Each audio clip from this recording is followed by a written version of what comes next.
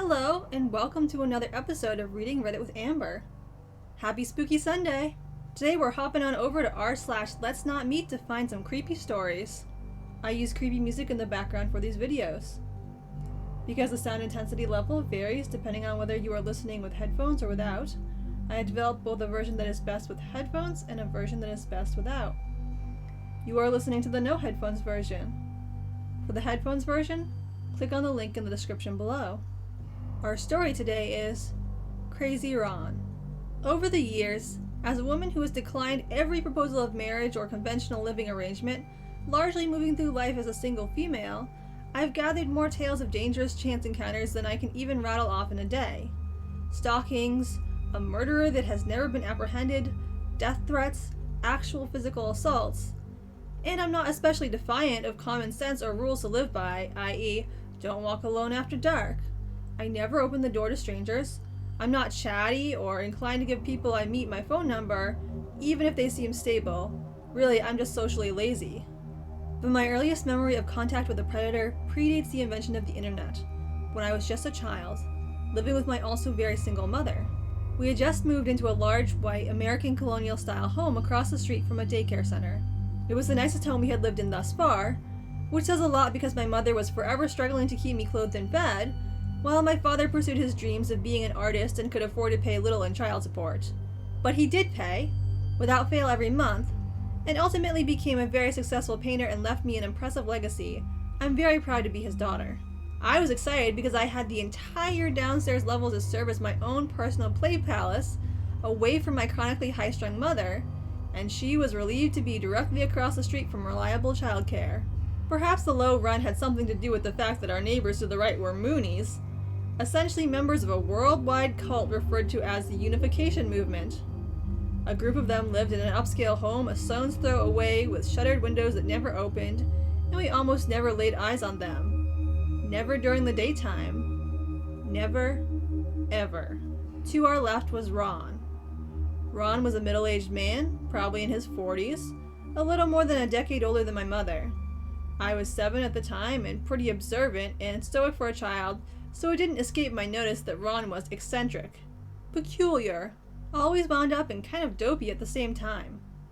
He had wild dark hair that stuck up and kind of fanned out on the sides but was thinning on top, where he insisted on conspicuously combing in such a manner as to hide his visible scalp. He wore wire-rimmed glasses that magnified his eyes and somehow lent him an air of goofy harmlessness, like the fourth missing stooge. When we first met Ron, who appeared in our front yard one day after my mom collected me from daycare, my mother's weirdo meter went off. He seemed overeager to be living next to a financially strapped single mother and her strange daughter. My mother was beautiful by any standards, however, tall, willowy, with long, dark blonde hair that ended at her waist, and perpetually the perfect shade of tan, thanks to her very Native American grandparents that raised her for most of her formative years. Really a striking and unusually beautiful woman. But troubled. She was troubled for a lot of cultural reasons, which left her socially awkward and gun-shy, and also sympathetic to other socially challenged individuals, so she gave Ron the benefit of the doubt. I thought, and she would later say that she thought as well, that Ron just developed a very big crush, fast and understandably. It started with a locket which had a picture of me inside it. That was the first gift he surprised her with, calling up to the house, standing outside our fence.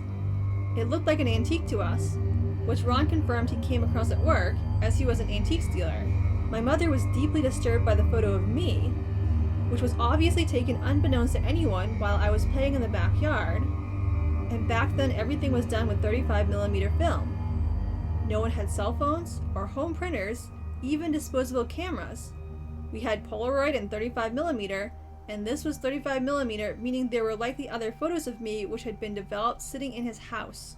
My mother tried to refuse the gift, also explaining that she was not by any means okay with anyone taking photos of her daughter without her consent, but then Ron appeared to be inconsolably apologetic, so she accepted, reluctantly thanked him, and we both returned inside. The next gift was a large stereo system. Stereo systems were not cheap in those days, and this was one of the more expensive models. Ron, who always looked especially sweaty and sickly in the Texas heat, said he had received it from a pawn shop owner he was friendly with, but had a home stereo, as well as a system at the antique shop, so he couldn't benefit from it, didn't want to go to the trouble of selling it, and wouldn't want it to go to waste when it could go to us, since he was certain we did not have a system of our own. He was right. We had a little boombox. Well, I had one. My mother had books and her writing, and eschewed other forms of entertainment as brain-rotting.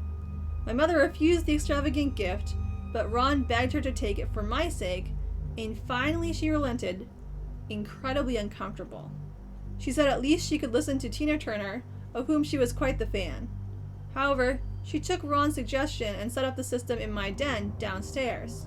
The third gift was a camera, an obviously expensive professional camera, which he again claimed he had received from a friend of his who was also in some sort of retail business.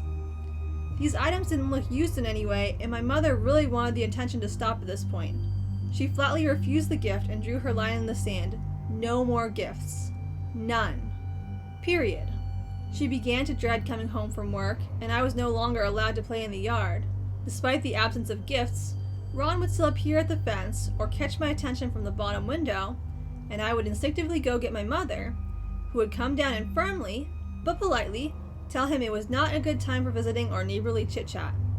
My mother and father had just worked out a new visitation schedule, and I was to be spending Saturday nights at his house. Up to that point, I spent Friday nights there, but it was all 6 of one and half a dozen of the other as far as she was concerned, so Saturday it was. That first Saturday went smoothly, until the following Sunday morning when my father returned me to my mother's house and we learned someone had broken into the home, taken nothing, and gone nowhere except downstairs. My mother had heard them come in and quietly lock the door at the top of the stairs, which was a weird feature we were suddenly grateful for, and proceeded to hide from the intruder until he left some minutes later. I had just fortunately been away at the time, because it was quite typical of me to be up late on a Saturday night, listening to the stereo, since there was no school or work the next day for either of us. The police told her she needed a dog of any size and a gun. She took off work the next day and I stayed another night with my father while she went shopping for a shotgun. At some point, while talking to my father about the incident, the matter of neighbors came up and Ron entered the conversation. When my father learned about all the attention Ron had fixed on my mother, he was naturally alarmed, especially for me, whom he worried might get caught in the crosshairs. My dad was kind of a vaguely, emotionally unavailable man, but not an absentee father by any means. And I knew, beneath his somewhat distant, placid surface, he loved me greatly. My mother would later tell me about his duality, unable to pass up taking in a stray dog or cat, but he would come home from the bars covered in other people's blood. He had been a boxer for many years in the service, and he was unafraid of even people he probably should have avoided. Something of a wild card. You never knew what he would do when push came to shove.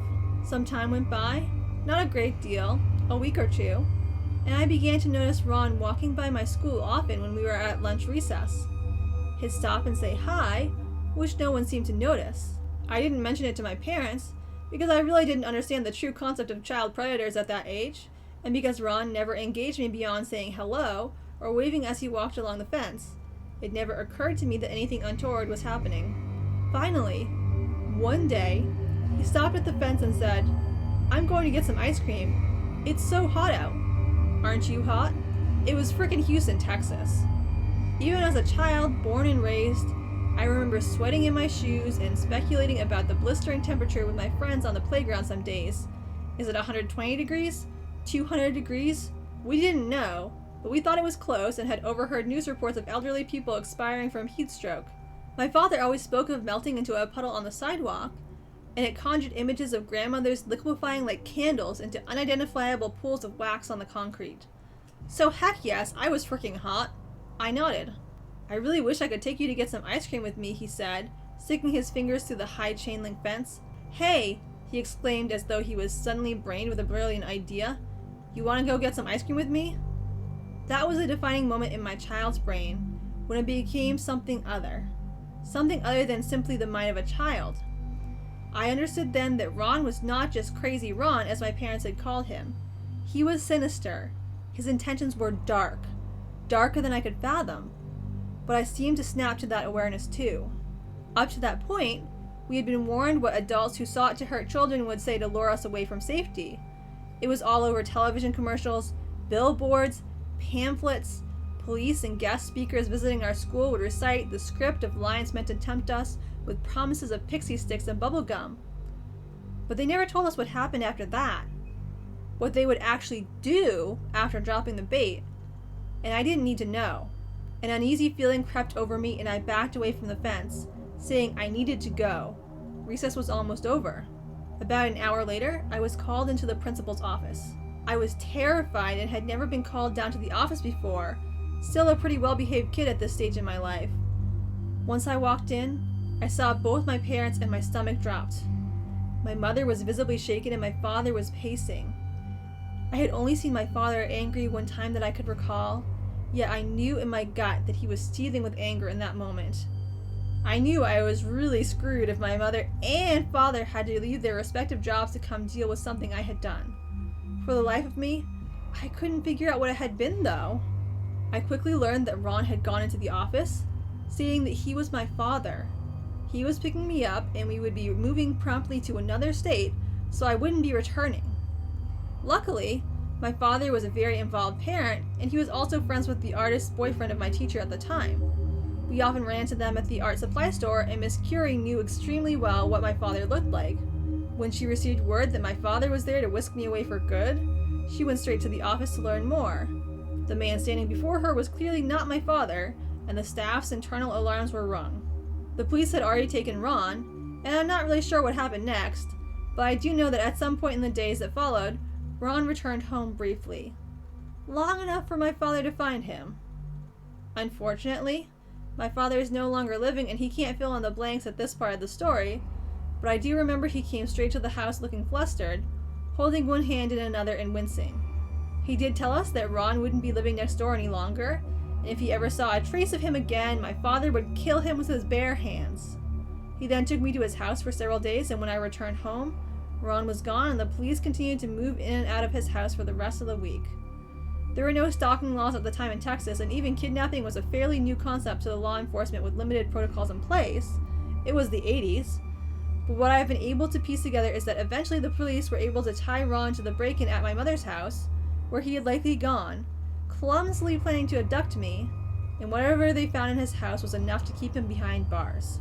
We learned that Ron had been living with his mother, Norman Bates style, his entire life until she died not long before, leaving him the house next to us in the antique shop.